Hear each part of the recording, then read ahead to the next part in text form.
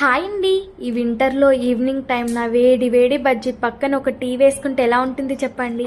ఆహా, ఊహించుకుంటేనే ఊహో ఎంతో బాగుందో కదా. ఊహించుకోవడం ఎందుకు, మనమే చేసేసుకుంటే అయిపోలే. అందులో 5 నిమిషాలలో రెడీ అయిపోయే స్నాక్స్ ఏమైనా ఉందంటే అది బజ్జీని. అందుకని నాకు ఇష్టమైన ఎగ్ బజ్జీ అయితే రెడీ చేసేసుకుంటున్నాను. అందుకని 3 ఎగ్స్ ఉడకబెట్టేసుకున్నాను.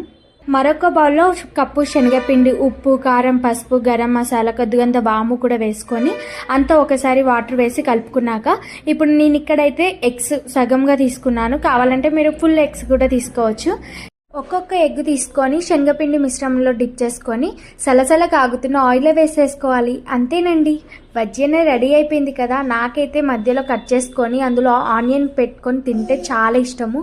మరి మీకు ఎలా ఇష్టమో కామెంట్ సెక్షన్లో కామెంట్ చేయండి.